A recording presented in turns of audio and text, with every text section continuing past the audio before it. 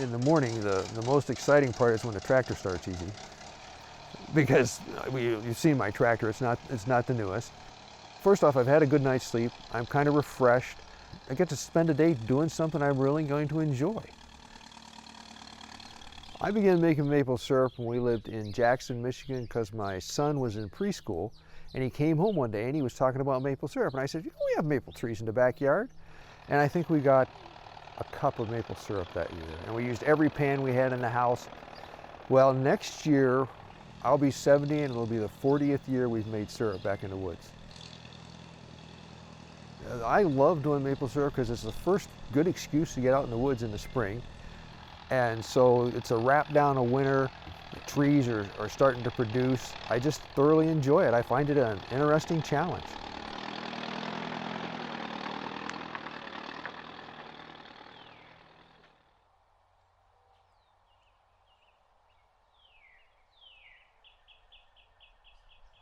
And our maple trees tend to be nice and big, which makes it easier to do syrup.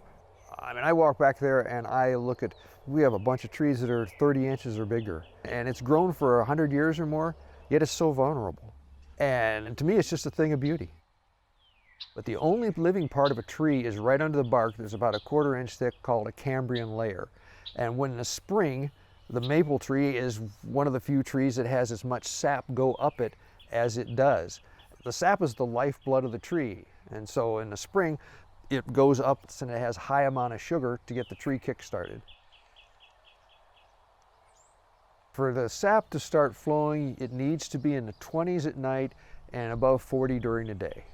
And so when that does, the sap will flow. If it stays and it freezes for a couple nights in a row and it stays below freezing, the sap stops. Freeze at night, warm enough during the day cycle will happen for maybe 3 or 4 weeks in a row. I started tapping mid-February because the earlier runs of syrup are sweeter. They have more higher sugar content, so you theoretically get a better, clearer, lighter syrup. Since you want to get into the Cambrian layer, because that's where the sap is, you drill a hole starting on the outside of the tree, probably 1.5 inches deep, and you don't want to drill too big a hole because you're actually wounding the tree. And so I drill a hole that is 7/16 of an inch around, and then they have what they call a spile, which is a metal piece, and you can see them, and you drive that into the tree, and then the sap coming up around it eventually runs out the spile, and that's what you hang your bucket on.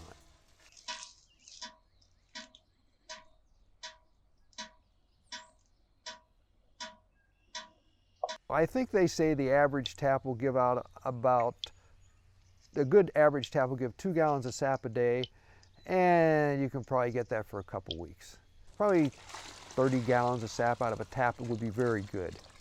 For the last couple years, I've put out 200 and some taps, and that works with my system because on a day when the warm and cold cycle is working well, I'll get about 200 gallons of sap, and I can boil down to 200 gallons a day. The official ratio of syrup and sap is 40 gallons of sap makes 1 gallon of syrup. I try to boil down 7 garbage cans a day, so that's 210 gallons. And so I should end up with 5 gallons of syrup, and I usually don't. I end up with 4 to 4.5. So this year, I boiled 6 times, and we ended up getting about 26 gallons of syrup. The secret to my success is I can boil 30 gallons an hour when I'm cooking good.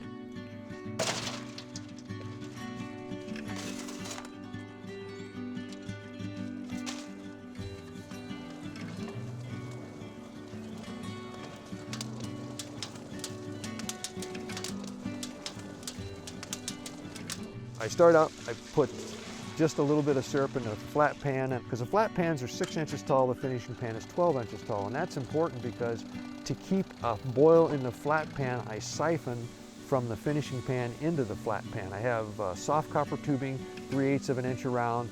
I've found that 1 siphon will not quite keep up, and 2 will go faster than the pan can boil.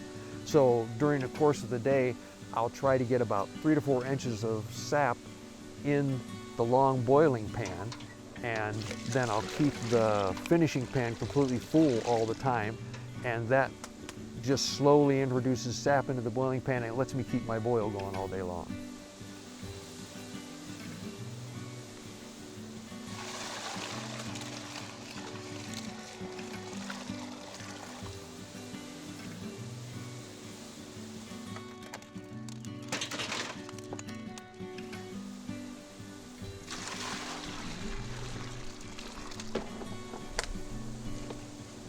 And then once I get down to where I've boiled all that I'm going to boil for the day, I'll let the finishing pan go down, and I'll eventually empty that into the big flat pan. I take my flat pan down to where it's maybe, try to get it down under 1 inch. So I bail it out.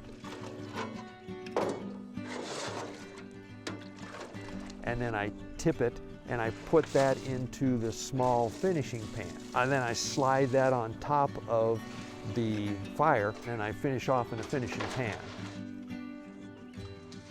So the toughest thing about making syrup is the last half an hour to 45 minutes, because you can take it past syrup. If you take it off too soon, it tastes like maple syrup, but if you taste real maple syrup, it's not as thick as it should be. To control it, to get it right to the exact right point, I mean, I'm checking the hygrometer every minute or every couple of minutes just because I want to get it right to that point.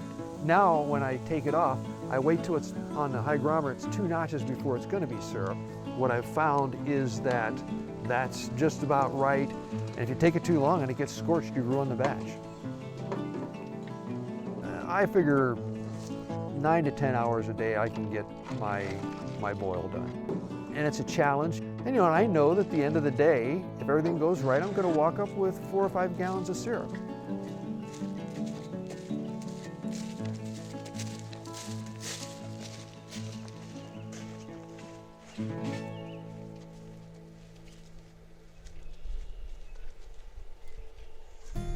The first run of syrup tends to have the highest sugar content, so it produces the sweetest syrup.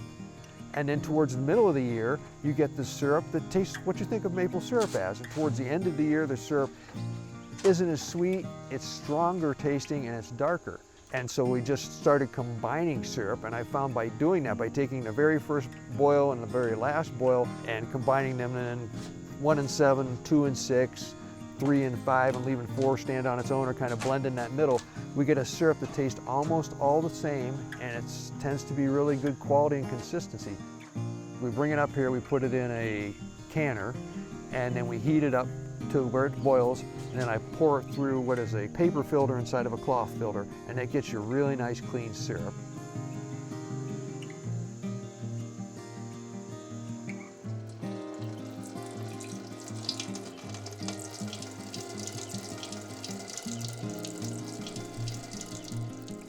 And then we heat it up again, and then we pour it into canning jars. I got 26 gallons, and I put about 6 gallons of it into little 8-ounce jars, and then I put the rest of it into quarts. The process isn't extremely technical. It just takes attention to detail to be careful. I just enjoy doing it so much. I enjoy the solitude, and I get to do it at my own pace, by myself, how I want to do it, and I just look forward to a day back in the woods.